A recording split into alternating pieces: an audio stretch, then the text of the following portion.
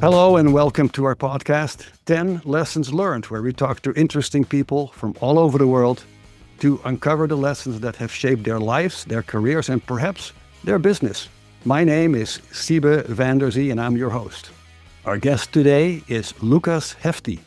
Lukas Hefti is the founder of Speechers.com, an international speakers bureau based in Zurich, Switzerland. His company has supported more than 100 public events across the globe by offering highly qualified keynote speakers. Lukas and his team also connect well-known personalities with podcast and news media while supporting these speakers in their journey to improve. In just a few years, Lukas has developed a multi-million-dollar business with Speechers.com. You can learn a lot more about Lukas Hefti on our website, 10 Lessons Learned. Hello, Lukas. Thank you for joining us. How are you? Hi, Siebe. I'm doing well. Thank you for having me. We just talked about weather before, and currently it's snowing, and I find that's beautiful. So in a good spot to get this conversation started. Great, and I'm in the desert of Arizona, so different climate, different continents, but wonderful to speak to you. Perhaps you can share with our audience a little bit more about your background and how you have become so successful in recruiting and connecting public speakers. Yeah, I have a wild background. I was starting with computer science because I thought, I don't know what I'm going to do. I just kind of want to do something where I can go in any direction afterwards. And I failed. I failed hard. And then I was like, what am I going to do next? And I had two friends. One of them studied English. One of them studied geography. And I was like, let's visit them both. And I visited them both, and it was a lot of fun. So I studied English and geography. But then that, wasn't the love of my life. And I thought, let's do musical theater instead. And I practiced dancing really hard. I practiced singing really hard.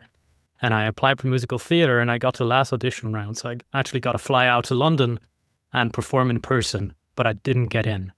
And so I thought to myself, hey, let's do a gap year. Just kind of work at a company for a year, try. I got so close. We can do this. And I started working at that company. And at that company, I met about 4 months in, so very, very early. I met a guy who's called Dr. Z. And at the time, he was the head of science at NASA. And we knew he was going to quit his job by the end of the year, so we built his personal website for him. And then out of that, developed that I was going to take care of his business at the start, kind of, reach out to people who reached out in the past to him, figure out where I can place him as a speaker, maybe as a consultant. We figured it out. And I didn't know that was going to become a company at that time. I didn't even know I was going to earn money at the time. I was just doing it for free. I was, I'd wake up before work to do this. I'd stay longer after work to do this. I'd work on the weekends.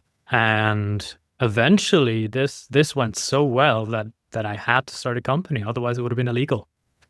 And then out of that kind of came more. That's interesting. Your passion that maybe you discovered, you were not aiming for that. You suddenly discovered that and you really liked it. And what makes your bureau different from other speakers' bureaus? I would say it's two things. So traditional speaker business as it works is you have the speaker himself or herself, and then you have an agent who takes care of that speaker. Mm-hmm. And then this agent is usually connected with speaker websites, those big speaker websites you find on the internet. Yeah. That list thousands of people. And then that bureau internally has a person, a sales manager maybe, that is then in contact with the client, or with an event manager that's in contact with the client. So you can see there's a lot of jumps in between information that comes from the speaker and that actually arrives at the final person. Yeah. And in my case, I know all of my speakers. I have their phone numbers. I can just, hit them up, and that makes things a lot faster. And it also means I know a lot of the answers to questions people give me without having to ask the speaker, because I've asked them before. That's the one side. The other side is I go beyond just being a speaker bureau. All of these speaker bureaus, they have advantages and disadvantages, right? They have a lot of people But these people, they are spread across various agencies. So if I'm going to advertise my speaker, I'm going to get maybe 5% of the return because there's so many agencies out there. In my case, most of the traffic I generate actually comes back to me. So I also have the ability to, create my speakers' personal websites and put them on podcasts, on news, and I can do that for free for them because Have it's cool to exclusivity. do. You have exclusivity Yeah, with those speakers. not with all of them, but close enough that it works. Right. Yeah, that makes sense. That makes sense. When we're looking at your 10 lessons learned, in your case, I think it's very interesting because we talked about it, that of course you have 10 lessons learned in life, in your career, etc. But in this episode, in this special episode, we are going to focus on two segments. One on how to get booked as a keynote speaker, and part of your lessons has to do with how to become successful a public speaker in the future, how you can improve over time. And I think there are a lot of people that would be interested in becoming a public speaker. Is there, silly question, but is there, you would think, an individual that would not qualify to be a public speaker? Because I can think of so many topics, so many issues, so many personalities that could be interesting as a speaker. But is there something that would disqualify a person? Strange question, I'm sorry. All good. I think it's an important question because a lot of people, when you kind of confront them with the idea of becoming a keynote speaker, go like, oh, no, that's for other people. Right? That's not me. I'm just me. And I would say that's true in half. Yes, you are just you. And then the other half is, well, you can go beyond that, right? If you're just going to go on a podcast and you're going to give your random thoughts and you're not going to think terribly much about what you're going to say, then yeah, most likely it's not going to be super interesting to an audience. But if you position yourself in a topic and you say, hey, this is something I know that nobody else knows, but that very few other people know, and I can communicate it, and I can learn. By the way, you can learn how to communicate stuff. You don't have to be born with this. Then, yeah, I think anyone can be a keynote speaker, and you don't need 1 million followers.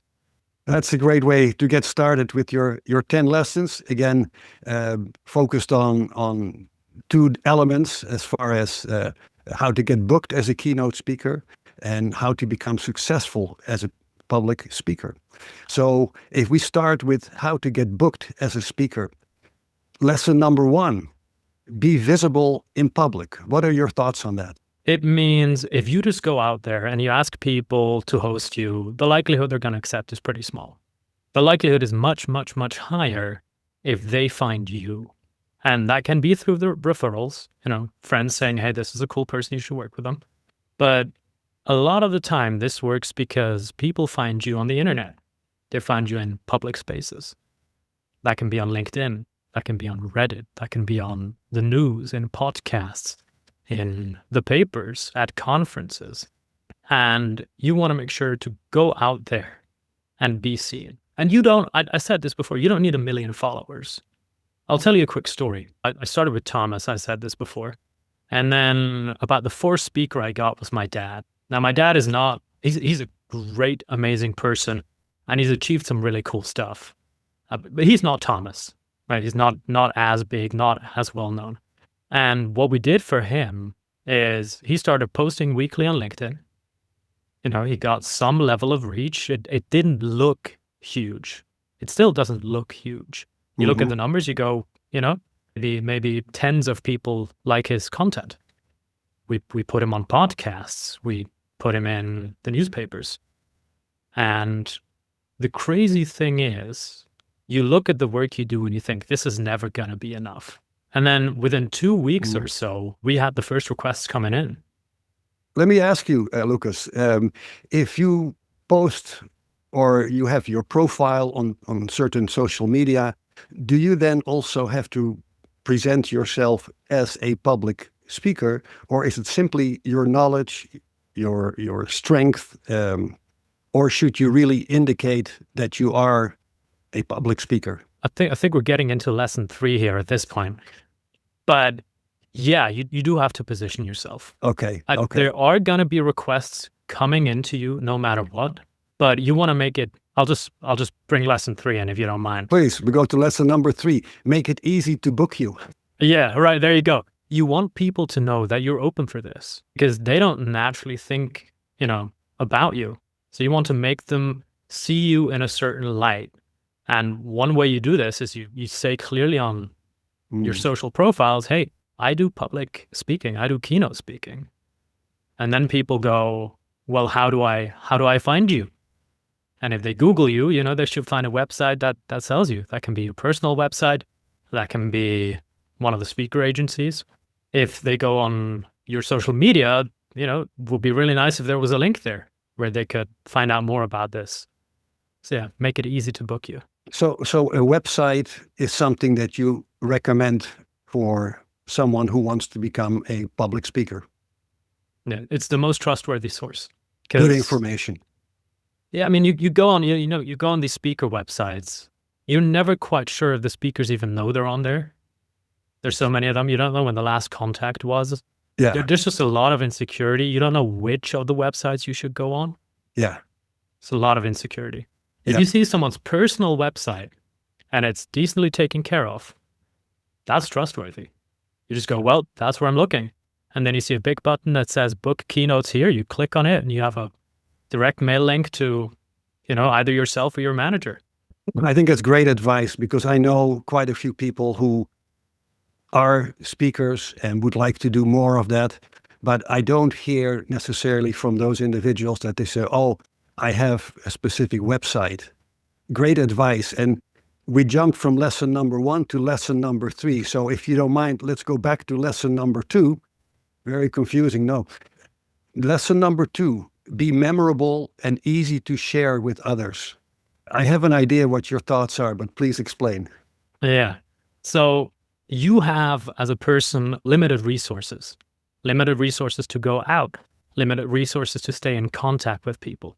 So you want to make those count as much as possible. And the same is true for other people. Like they have their full lives. So they can't spend, they can't remember everyone they met. They can't think of everyone they met. And so it is a huge advantage if you can be the thing that they remember. So that's being memorable. And I'll explain what that can be afterwards. And then the being cool to share, or being easy to share, means it's something that not only sticks in your mind, but you want to tell a friend. Be like, hey, I was at this event and I met this person and I just got to tell you about it now. And from my personal life, you see how I walk around, I've got the funny mustache. I've had people come to me at events and say, hey, I told a friend I was coming to this. And he said, oh, Lukas is going to be there. Go find the stylish guy with the mustache. I think you guys should talk. And they did. And that's simple. I have Thomas, the guy I talked to you about before, the head of science at NASA. He's known for wearing really cool socks. So if you go to the NASA image gallery, you will see his socks. He stands out with the socks. He does. But there is, of course, the image, how people come across, maybe the way they talk, but then the substance of what they discuss. And it could be that, for example, I think of a person very modest, maybe not shy, but modest, humble, and that person has an impressive story to share. What do you expect of that person who doesn't maybe not have that personality to say, hey, look at me, but more that humility? And I can think of many examples. I'm sure you can as well. What kind of advice would you have for someone who doesn't want to just show off and look at me, but still has a meaningful message to share? Yeah, I would say find something. And I was talking about external things before, right? I was talking about looks, but it really doesn't have to be looks. Okay. One of the coolest people I know, he asks a question after every talk he hears. No matter where you are. If he's there, you will know the first hand that goes up is his. And it's just, people are expecting it at this point. People are looking for him in the crowd before he even asks the question because he does it so consistently. Now, granted, if you're shy, that's also not going to be your thing.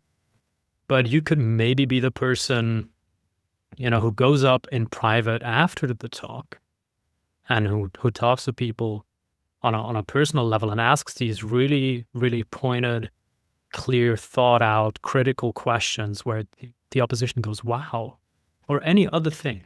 Something I like to that. remember you by. I like that. It's not necessarily, hey, look at me, but like you said, asking the right questions, that can work for all kinds of personalities. It kind of leads into lesson number 4, right? Lesson number 4, stay after your talks to mingle. That's kind of what we're talking, the networking. And it's not just I spoke and I leave, that was it, but you interact with the people there. And what are your thoughts on that? There's 2 reasons I think this is super important. The first reason is you're going to get booked a lot more because people talk to you, they will go to their friends and say, hey, I met this really cool person at the event. And the likelihood of, you being invited just goes up so much if people had the chance to talk to you personally because they get to get a feel of how cool you are on and off stage. So, a third to maybe even half of events that you do, you're gonna get through this kind of thing. Now, the third or a half, it obviously depends on what kind of person you are and how big and how your network is, but just to give you a feel of how relevant it is. And then the other half of things is I've organized well over 100 events at this point, and we gathered feedback for most of them. You can't gather feedback for all of them, unfortunately. And one thing we learned is we get significantly better feedback from the organizers if we stay to interact after the talk. It's just kind of this magic sauce where the people who are too shy to ask on stage, they come ask you off stage and they leave with a really cool feeling because they got to talk to you because there's this connection. But that doesn't automatically lead to new speaking opportunities, or does it? I would say it does, definitely does. Because so how do people find you in the first place, right? They look on social media, is what I talked about before. They ask their friends, referrals. And every one of these people who are fascinated by you because you were interesting on and off stage, and especially the shy ones who come up at the end, and they didn't have the courage to ask you in front of 100 people or 1,000 people, but they do have the courage to ask you one-on-one. And then they go back and either they're organizing an event and they remember you, or a friend of theirs is organizing an event, or maybe their boss, or maybe their coworker is, and they'll talk and they'll be like, hey, you know what? I talked to this really cool guy. I think we should ask him.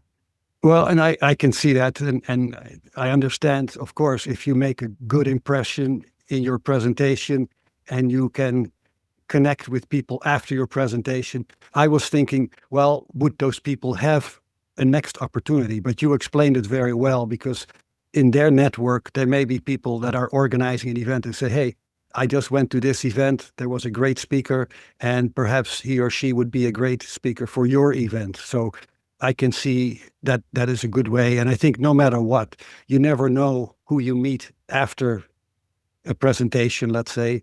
And the only thing for sure, if you don't mingle with the people afterwards, is that probably nothing will come out of it. And remember, we're not talking time frame of weeks, because they're not likely to have something in the next week. We're talking time frame of a year. Years, maybe. Yeah. But this is going to stay in mind. Yeah. No, that I'm sure that gives a lot of people hope when you say that. Before we move on, here's a quick message to our listeners. We are really happy with the support that we receive from our listeners, whether it's sharing our podcast with a friend or leaving a comment.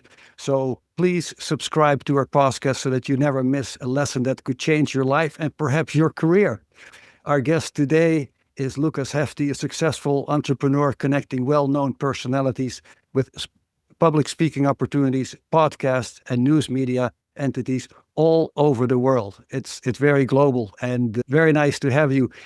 The next few lessons that we're learning from you have to do with how to become a great speaker.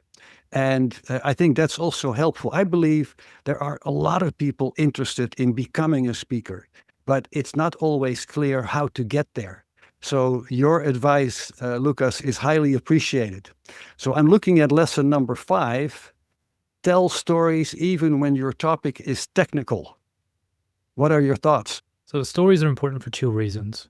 One, they're the easiest way to convey information. There's something so natural about them, and there's a lot of research backing this up, right? They're so natural that you can understand them, that you can follow them. And following them is important because you don't want to lose track. You want to stay on top of it. And stories are a great way to achieve that. And the other reason they're so important is because they allow you to build tension, to evoke emotion, to keep people engaged, and to tell them, you really know what you're talking about. You're not showing them numbers. You're not showing them some random imaginary thing that somebody thought up in a boardroom somewhere. No, you're telling them something you experienced, something you lived, something you learned. And there's this authenticity, this connection, this emotion, and that's what keeps people engaged. And that's why stories are so great. Yeah, absolutely. I have given presentations, and what I notice, and it depends on the topic, that if I apply some humor, and I don't make it sound as if I'm a funny guy, but I use humor sometimes to have the audience relax, because in some of the topics, cross-cultural topics, I always make it very clear, we all, and I'm pointing at myself, we all make mistakes. And when people realize that, then it's more comfortable and they can relate. Now, I'm not a funny person, but I can use humor to make people feel comfortable. And this is kind of silly for our global audience, but you speak German. We speak English here in the United States. When you are in Switzerland and someone goes on a trip and you wish them a nice journey, what do you tell them? In Swiss German? In German, what would you say in German? Nice. Gute Reise or gute Fahrt? Gute Fahrt. Yeah, if it's with something that drives, like a car. Gute Fahrt. For many Americans, that may sound differently. Yep, I gotcha. And I see in your response, I appreciate this was not that we prepared this, right, Lukas? But that's not to say I'm a funny guy, but it could be the pronunciation of a word, which is very genuine. If you are in Switzerland, in Germany, and at the same time, in a different country, they may come across like, what are you telling me now? And we all do that. So I think it's something that as far as connecting to your audience, that can be, and maybe using a different example, can be very appropriate and kind of funny. I want to move to lesson number 6. Interesting. Pause and summarize. What are your thoughts? I would say that's a crucial one. One of the things I correct when people come to me and ask me for advice on speaking, when they give me their videos to review, or I join them at an event and I review them live and tell them the notes afterwards. One of the most common things I correct is that they should pause. And I mean pause in 2 ways. On the one hand, pause while you're talking. Because a lot of people, they feel when they're not talking, they're losing the audience. They're not filling the room. And that's just not the case. And what happens is, they will string words together until you don't actually know what's going on and marinate. And it's so fast that you're losing track of what's going on. You're losing track of what's going on. You cannot process it because you're never given space to process it. And so while you're still listening to the first part, you're trying to decipher the first part. The second part you're missing because you're still listening to this. You're not hearing the second part. So that's when I'm talking. So I want to do pauses when I talk so people can catch up. And I don't mean this in a condescending way. People are smart. That's just how we work. The smartest person needs time to get a break from a sentence. So they know when a sentence is done, they process it and move on. And the same is true with your story arc and the story you're telling and the slides you have and the presentation you're holding. If you tell me everything from A to Z and you never pause in between and it's crammed full of information, halfway in, I'm going to lose track. And you probably know this yourself, Siva. You've probably sat in a talk where, maybe after 10 minutes or so, an important point came up and you started thinking about that point and you just kind of missed the next 10 minutes because you were thinking about the first point. And that's a normal thing to do. And so even in your presentation structure, you should have built-in pauses. One thing you can do is you can split. So one of the things my speakers like to do is split the talk into stories, say 3 stories for 30 minutes, maybe 10 minutes each. And then at the start of the story, they would announce it. And at the end of the story, they would do a very short summary, 2-3 sentences. What the key essence from what I just told you is. So now you have the summary at the story, apologies, and then the summary at the end. So people can follow the story arc, they're engaged, and at the end, you repeat to settle, you summarize, they've got time to process it, you move on to the next bit, they can actually absorb it. Very interesting. And I'm thinking about, again, being in a situation where someone gives a presentation where it is helpful as a person in the audience to really think about what that person is saying instead of, okay, we're moving quick, or now we're going here, now we're going there. I also was wondering your thoughts that I heard from someone, a speaker, that says, if someone from the audience asks you a question, ask for that person's name and remember that person's name. So you're presenting and then someone asks a question, what's your name? Well, let's say David or Maria, whatever. As a speaker, remember that person's name, because that also creates that, I want to say, personal link that I remember, Lukas, you asked me that question. You were in the audience with lots of other people, but I remember you, Lukas, asking me that question. Do you think that's helpful? Imagine you're in the audience. Imagine you're in an audience of 1,000 people or even 100, and you're asking a question to somebody you really admire. And they ask your name and you're like, wow, that's kind of cool. And then they answer your question and then the talk goes on. And then someone else asks a question and the speaker stands on stage, looks around and says, so as Lukas was saying earlier, exactly, and my mind goes, I'm mind blown. Yeah. Right? This guy on stage or this woman on stage remembered me. This person I really look up to remembered me by name. That's so powerful. It's so cool. That's great to hear, Lukas. I appreciate it. And here we go. Lesson number 7, use language your audience understands. Super important. Something that especially well-educated people ignore a lot. And here's the thing. When you're doing a talk, you already know what you're talking about, right? You know your languages, your words, your concepts, your everything. People on the other side don't. And you want to have as few barriers between you and them as possible, to make it as easy for them as possible to follow you. And if they don't understand your words, how are they ever going to understand what you're saying? And you might stand there and say, well, if they don't understand the words, they're not the right audience. And I'd say that's a bit short-sighted. Yeah. I'd say you want to reach as many people as you can. And so practical tips on this side, don't use abbreviations, technical jargon, unless you know extremely for certain that your audience knows these terms and doesn't have to think about them.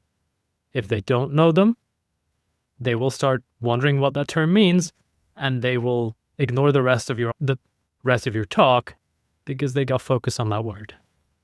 I like the patience that I hear from you, the way you talk about it as a speaker, that you have to be aware, you have to allow time. Some of the other lessons you shared already, I think that makes a lot of sense. Before we go on to the next one, I want to share a quick anecdote to what I just said. Please. I talked about Dr. Z before, the head of science at NASA. Yeah. Now, science is a government organization. So usually, every 4 years, the leadership in that organization changes because the president changes and the faction behind the president changes. Thomas, Dr. Z, did not. He worked across President Trump. He did President Obama and Biden.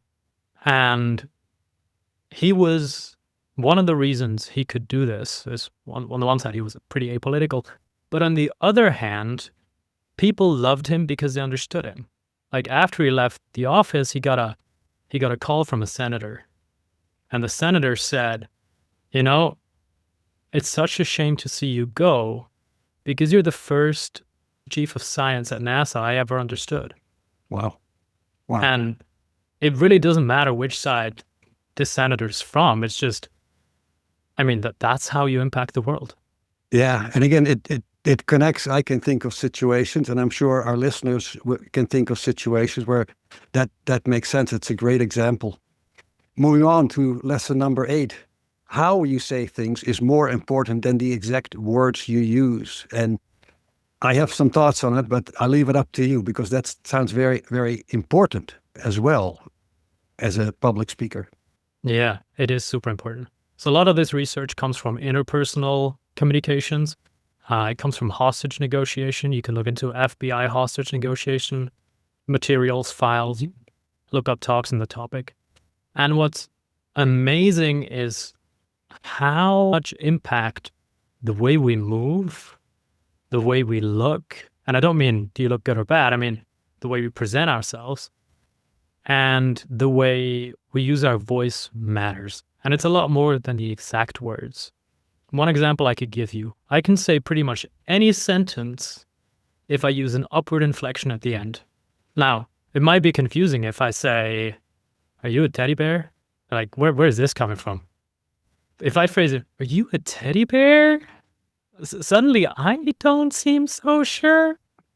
And I can say a lot of things without people hanging me by the noose because they think it's a statement, right? Or I could have this. So most of this conversation, because I'm enjoying myself, because this is a chill, relaxed setting, I've been kind of in this chill, relaxed mode of talking, right? Voice modulation goes up, it goes down, it goes all over the place. It's not super stable. If I want to make a statement that is absolute, there's no room for negotiation. This is something I stand by. It's a hill I will die on. I will go down with my inflection. I'll say, no, that's how it is. Are you serious about that? That was meant as a joke. There you go. There you go. But it's fascinating again, Lucas. What I understand from what you're saying in many of your lessons, it's your mindset as a speaker to be aware of your audience. And it's not to say, oh, I need to get this piece of information out there and I'm done with it. The way you present it, the way you communicate, the way you link, interact, and listen to your audience in whatever matter. It could be language, it could be, whatever is happening there. So as a speaker, I hear that your mindset, you have to be prepared to deal with everything and the unexpected perhaps that can happen during a presentation or during an event. And here's another thing, just to give people on the way, because one of the things I noticed in my journey of doing this is most people, when you confront them with social skills, like voice intonation, like body language, like all of that kind of presence, things you would call presence, people say, well, I'm just not charismatic, I'm just not good at this stuff. And they, in their minds, it's like you were either born charismatic or you were born uncharismatic. It's not like sports, right? Sports is well accepted. You can start soccer really bad, become really good. That's just how sports works. But like social skills, either you're born with a silver tongue or you're born without one. And that's just patently untrue. This is a skill you practice, and you can practice it through theater. You can practice it through performing magic, through storytelling, through going dancing, through singing classes, through yoga, martial arts, any kind of thing that teaches you body control, it teaches you how to communicate and speak and tell stories. Yeah, it's fascinating and I think helpful for, again, people who would like to be or are a speaker right now but want to elevate maybe. And so this is very, very helpful to learn. Moving along to lesson number 9, we're making good progress. Don't make your audience waste their attention on why they should listen to you. Oh, I like that a lot, but please explain. Yeah. When you go on social media, I'm sure you've heard about hooks, social media hooks. Oh, yeah. Things that pull you in. Yeah. When you go on YouTube, I'm sure you've heard about thumbnails, the pictures that pull you in. when you go to a bookstore, you will see, the tiny thing on the back of the book. I don't know what it's called. The short story that pulls you in. If you go to a research paper, you will find an abstract that pulls you in. And the reason for this is people have limited attention.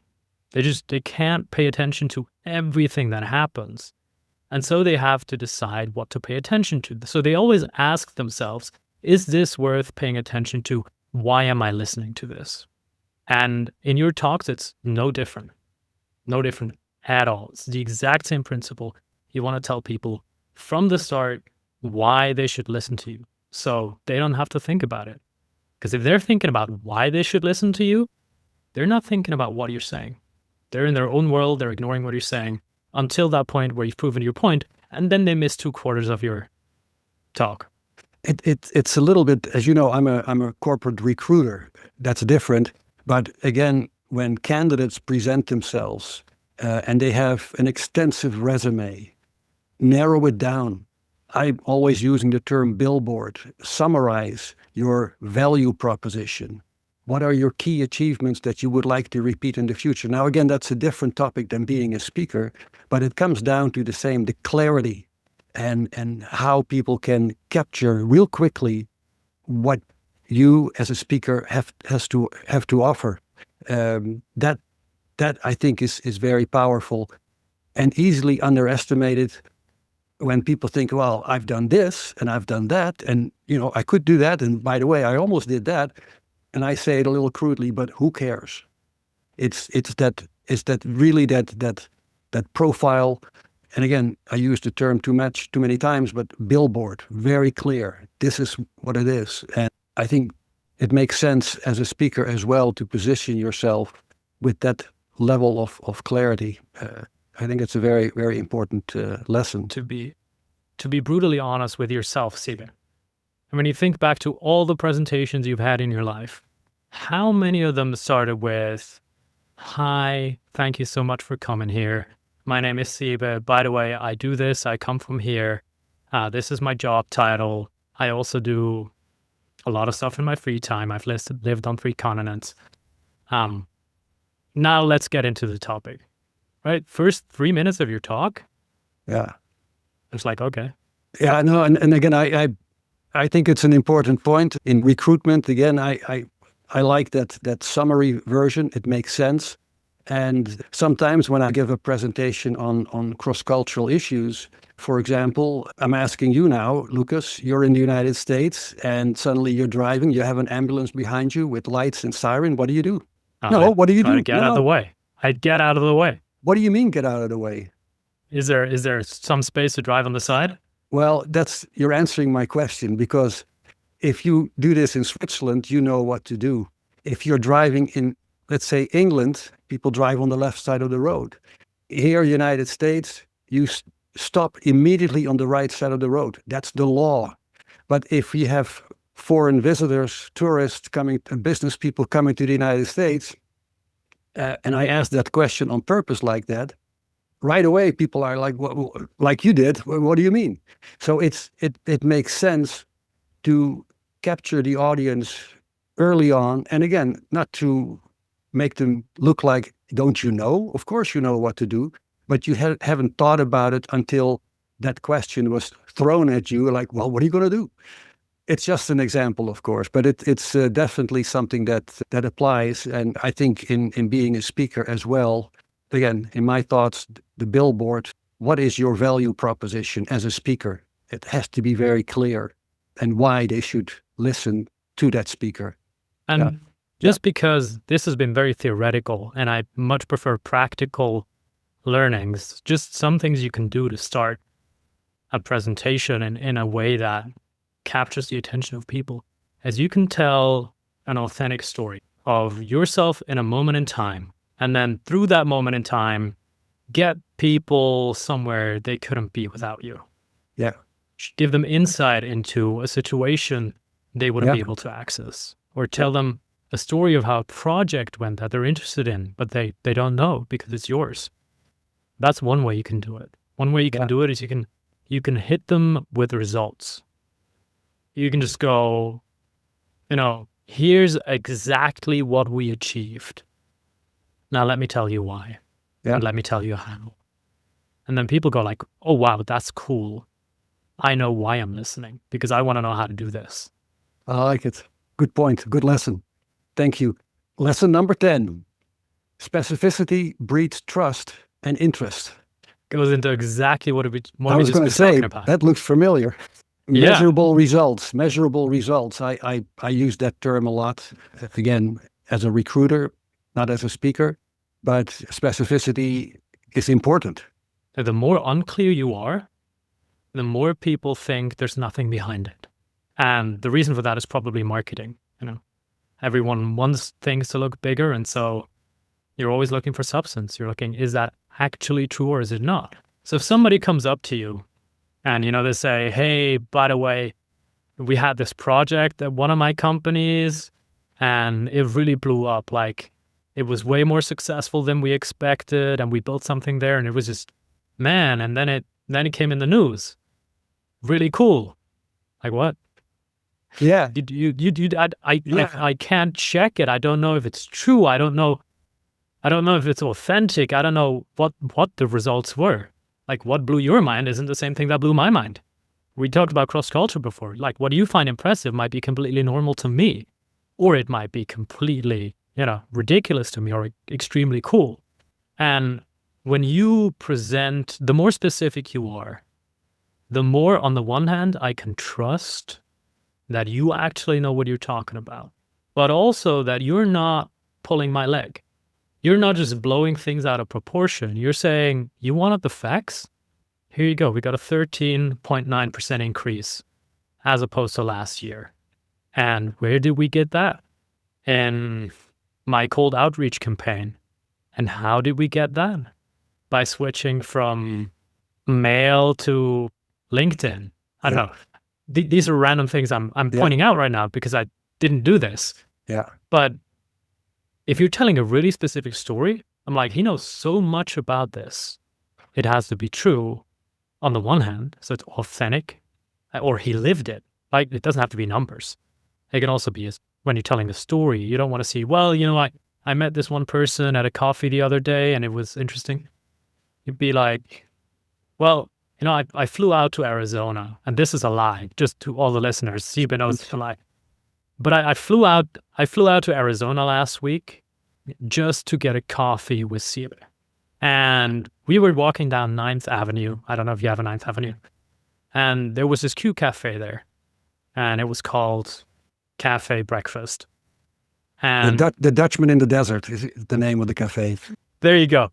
And anyway, like, now suddenly it's becoming so specific, so real, so painted, so tactile almost, that I'm part of this story. And you trust me that this is a story I experienced. Yeah, it's powerful. And I really appreciate you sharing your lessons. And it makes me interested in learning more. So you're doing a good job, Lukas.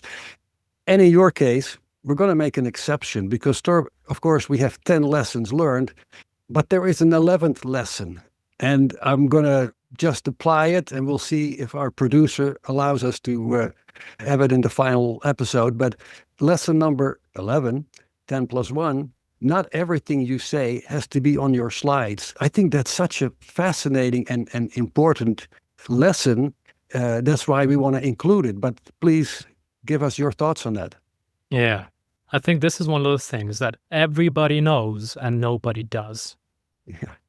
Everybody knows it in theory. It's so hard. But here's the idea behind it. Your story should be your story. I shouldn't be reading the slides while you're somewhere on the side doing something I don't care about. Matter of fact, if I can download your slides and read them as a PDF and I know everything about them, why am I listening to you? Yeah. Right? Yeah. Well, why am I spending my time here? And the answer is because you're giving me information that cannot be captured in slides. Yeah. Or you're telling me a story that is supported by slides. And so I'm listening to you because you make it engaging, because you make it interesting, because I can ask you questions at the end. And the slides support you in the background. They're not the main focus. They're for you. So they're a support function. They're not a replacement for you. So not everything needs to be on the slides. And cluttered slides are a pain to look at. Oh, yeah. It's not readable. It's a distraction, right? Technology. It's one thing to say, hey, you got the laptop set up on the screen, etc. It's all working. But what if for some reason it's not working properly as a speaker? How do you prepare yourself? Or is your advice, be prepared? That can happen. And you got to... We've had that. I'm Yeah. sure you have to address your 100%. audience no matter what. Nobody says, oh, we forgive you for not... No, if technology doesn't work, how do you get yourself ready for that? Yeah, I can tell you a story. We were at an event. I'm not going to name which event because this is an embarrassing story. Sure. And we sent in the slides a week in advance, like we always do. And we got confirmation back that they had looked at the slides, that they checked them. Everything works. Good. I have a second check. I call them the night before. And I say, hey, how's everything going? Is everything still fine? Good. The slides are working, right? We check them. They're like, yeah, we checked all of it. I arrive at the event. They don't even have the slides. Oh. Shit. Yeah. Right? Yeah. I'm just standing there going, well, that's a huge problem. Yeah. Because until this is clear, we have like 10, 15 minutes left to the talk. The speaker is going crazy. I'm running around, right, trying to fix stuff. And then we decide, you know what? If we're about a last minute solution, things are going to go even worse. It's just not going to improve. Yeah. So cut. Yeah. And then you just go on there and you tell the story, and it was a great talk. It was a great talk. People appreciated it, even if the slides, were what they were supposed to be. I guess you have to be prepared for it, right? It happens. And yeah, it perhaps would be more difficult if you wouldn't have a microphone and you have to address a large audience. I don't know, other than trying to yell, but that's not really helpful. You can circumvent that. We've had that too in the past. If you do speaker training, if you do singing training, you can train your voice to become stronger. It's a muscle. But if you're not prepared for this, oh God, I really hope it doesn't happen. Yeah, wow. Well, listen, Lukas, I really thank you for joining us today and for sharing your lessons with our global audience. It's much appreciated. I want to make a few closing remarks. You've been listening to our international program, 10 Lessons Learned. This episode is produced by Robert Hassery, and as always, we are supported by the Professional Development Forum. I also want to give my special thanks to our amazing team, Yi Wang, our marketing and social media manager, and Cody Como and Burdham Oz, our episode editors. Great team. We couldn't do it without you guys. Our guest today is Lukas Hefti, a successful entrepreneur connecting well-known personalities with public speaking opportunities, podcast and news media entities around the globe, sharing his 10 lessons plus one lessons learned. And to our audience, don't forget to subscribe so that you never miss a lesson that could change your life and perhaps your career. Thank you for tuning in to 10 Lessons Learned, where we're making the world a little wiser, one lesson at a time. Thank you, and stay safe.